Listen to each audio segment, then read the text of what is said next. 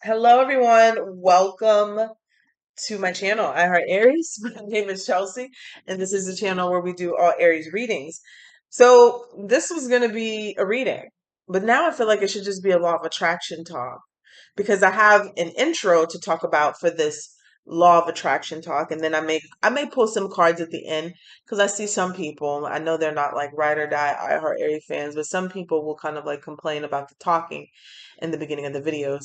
So just for the people who wait to the end of the video, I'll pull a few cards, right, to see what the message is at the end. But this is maybe just a little bit of quick talking, law of attraction. So I was gonna start this video and tell you guys about my day because today is still the 8-8 like the 8-8 portal, 888 portal, right? It's August 8th. I was going to say 2008. That's not 2008. It's August 8th, right? And so the 8-8 portal is open. The 888 portal is still going to be open until the 12th, right? So if you did not hit today, which people are saying is the peak and all of that is super lucky day and all these good things, you still have time. It's still open. The portal is still open and it's still going to be very lucky and very positive. Now putting this into kind of like perspective, because first I want to ask you guys, how was your day? How was your day today, with this luckiest day of the year? Things, what happened? Well, tell me what things happened to you, and be honest. Tell me what what really happened. Because I had a few phone calls today. One today, well, let's start with me. Okay, today I got some news that was not the greatest news, but I'm still haven't like, I'm not giving into it and like losing faith. And that's the point of this conversation.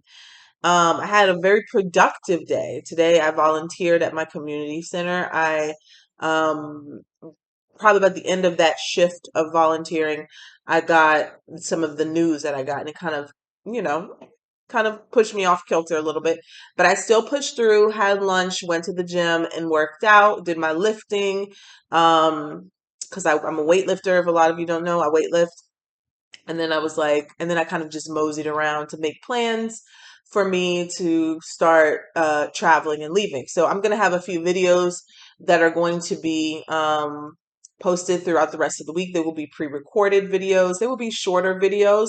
And I'm just going to do energy readings for the days. All of the long readings are going to have to wait until next week once I'm back Sunday. Um, and I also was able to respond to some people in the emails, and I'm just going to continue to do that and also get out any readings that anybody said that they had a question missed or anything like that. Did that. But law of attraction, 888 portal. Let's talk about it. I had a few people call me, including my dad. It was strange. And then I was seeing somebody on Instagram, one of their posts, and they're saying how today was difficult for them. It was very hard. Like my dad told me in his words, to quote him, this has been the worst day, and we had a lot of things that's gone on in our family, but he said this was one of the worst days I've had since I've been in prison. And I'm like, Dad, what? And my dad was locked up years and years and years ago in the 90s. And I'm like, what? Like the worst thing you've had since you've been in prison? I said, that's pretty extreme. And so he was like, yeah, and he proceeded to tell me about his day. Like it was just a really trying day. He was like, it was of a testing day. Then I saw one of my friends who's like into real estate. He had a whole bunch of things go wrong today, from which almost sounded kind of similar to my dad, because my dad is a contractor. Similar to my dad's, like the wiring was going crazy, from the electrical stuff, and everything was just going wrong. And he said something and put it into perspective about, he said he read a book about polar opposites and how you can't have good without bad, you can't have this without that, and this and that, so on, so on, so on, right? And that really put things in perspective when you think about, like, if you're thinking about this in the 3D and just surface level, today's supposed to be the luckiest day. Obviously, not everybody's going to have a great day, right? But if you are manifesting and you see things that come up in your life and it pushes you off balance because of what happens right in front of you, right in your reality, kind of like smacks you in the face, and then you're manifesting all these great things, right? And then something happens and boom, oh my God, this thing happened. This is taking all of my attention. What is happening? I hate life. It's kind of like what we do. We just put all of our attention to that one thing that just went wrong. But what if that one thing that just went wrong or that one thing that just happened that kind of just rocked you to the core was really meant to be a test? And I know you, so for all the people who hate tests, fail biology class and all of that crap, I get it. You're sick of tests. But that's really all life is. Life is going to be test after test after test. And if you start hating tests, you're never going to pass, right? So you just got to have to buckle up and sit down and take them. But what if that thing that happened that kind of threw you off path was just a way to test your faith? Um, and then boom, then you get the manifestation. Today, when I was volunteering towards the end of my shift, somebody emailed me. And most times I have my email notifications turned off because I get so many emails. Somebody emailed me and it came through, and somebody just asked about the A8 portal today and how do they manifest. And you think, like, a lot of people now, law of attraction is everywhere. Everybody knows the basics of manifestation, but it's a real question. How do you manifest? And I was like, wow, I have like a whole bunch going on. My mind is here and there, but something in me told me to stop and sit down and answer that email and give that person the steps of manifestation, which there's only three, right? You ask, what is it that you want, right? You believe it. And the believing could be getting into the feeling state, feeling it real, law of assumption, the creation, visualization. But step two is believing, right? How whatever you need to do to believe that that thing is coming to you and that thing is going to happen for you and that thing is going to be a reality for you, you believe. So step two is believe. And number three is receive. Now, receiving is like, okay, here it is. Thank you. Great it. But you think about it, receiving is the hardest part of the law of attraction. When you're being intentional and receiving trying to ask for something that you truly desire, law of attraction can be synonymous for me to prayer, right? Whatever you think about, whatever you ask for, it could be given to you, right? But the receiving is the hardest part when you think about the law of attraction. And if you know and you think about it this way, as in these tests or these things that go wrong, or when people have bad days, if you give into that energy, if you give into that force of opposition or a polar opposite of what you're manifesting or you're creating, then you just given all the attention that was supposed to be over here to the riches or the goal or the treasure chest, and you just put it to the unwanted thing. And that's why people struggle so much with manifestation and the law of attraction. Is because the minute something goes wrong, you take your attention off of what you really want and you put it on the thing that you don't want. And it's very hard. It's even very hard when you ping pong back and forth. Kudos to you for trying and being in that, because it is a process. I remember when I was changing my thought process from negative thinking. I was a very negative thinker. I was a very glass half empty. I was a very let me think about the worst possible outcome so I can prepare myself type of girl, right? No, think about the best possible outcome so that will come to you, right?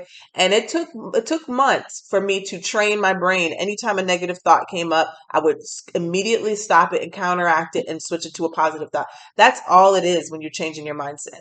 If you can do that long enough, eventually you're going to find yourself at a point where you don't even get triggered by the negative anymore because you're automatically going to think the positive outcome. You're automatically going to feel for the best feeling thought for the most positive outcome. Doesn't mean you're going to be happy. You may have to struggle a little bit, but your mind is going to go to, this is the best outcome and this is what's going to happen. And that's all that's going to happen. But I'm so happy that I answered that email because it may sound so simple as I was writing it. I'm like, it's just these three steps. But even just reading it when I was emailing it to that person, you know, I put it in the simplest form for them because sometimes we do overcomplicate it. But sometimes the complications is us getting in our own way, and getting into the receptive mode is the most important part of any manifestation, anything that you're asking for in prayer and manifesting. So I just want you to remember that, especially if some of you may have had a day like that today. I'm not saying that everybody's day was terrible because a lot of people had great days. One of my friends, it was their birthday today. Shout out to them. But this might help you in the future when you're asking for something, when you're praying for something. So much may happen and go on in between the desired outcome, to the point where it looks like this is just not going to happen for me. Like this is not what I'm asking for. Is just, it's unrealistic. It's not going to happen. I might as well give up. And all of those things that happen that sound like that are your test of faith. Okay. If we receive things immediately, there would be no need for faith. You know what I'm saying? There would be absolutely no need for faith if there was always instant gratification. Faith, is what strengthens us. Faith is what makes you stronger. Faith is what's, when you master faith, that is what allows things to come to you quicker. Okay. And I just want to tell somebody that too, especially when you're um manifesting something and you don't see it happening for you. That could be one of the most discouraging things ever, especially if it's a bill that needs to get paid or money that needs to come in or any type of success. That could be so discouraging. But you could be in that 1% if you can train yourself to continue to look at the thing that you want to receive and be positive about that thing and optimistic and have no fear, because fear is a faith killer. You will receive it. There is no ifs, ands, buts about it. It could look to the midnight hour that it's not going to happen, but because you persisted in looking at what you do want to happen, it'll happen that very second. That very next second, it'll happen, even when that second before it looked like it never was going to happen. Okay. So just remember that. Remember that. Do not give up. Do not give up when it looks difficult. Do not give up when the road looks tough. Do not give up when it looks like you're not about to get what you receive. That's the whole point of manifestation, is to have faith and to believing that you are God. You're in this God consciousness. You are the creator and you can have what you desire. Okay. So I'm gonna leave it there.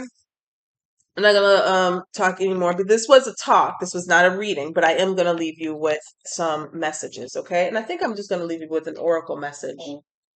All right.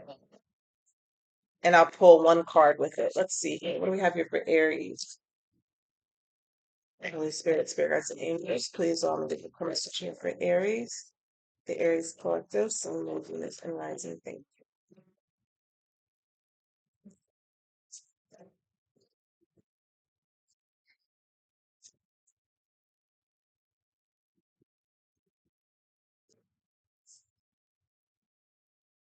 What is this? Upside down. Thinker, number 44, the Thinker, which reduces to 8.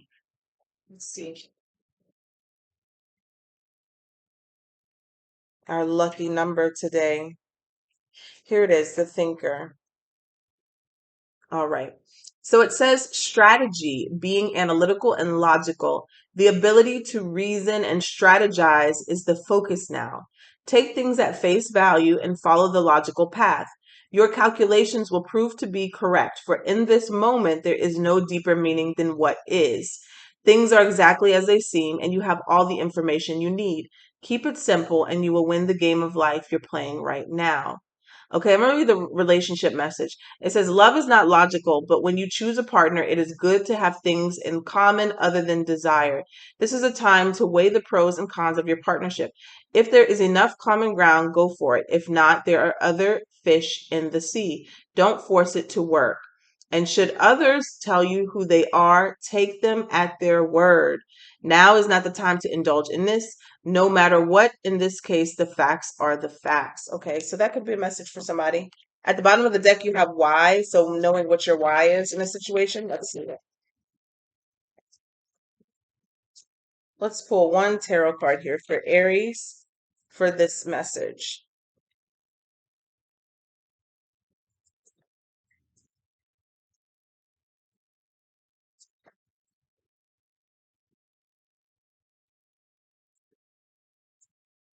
We got the Five of Swords and the Three of Wands. Well, this is a message here. Okay, in itself. Page of Pentacles. So swords, if you know anything about tarot, represents your thoughts. And then you got the Thinker card.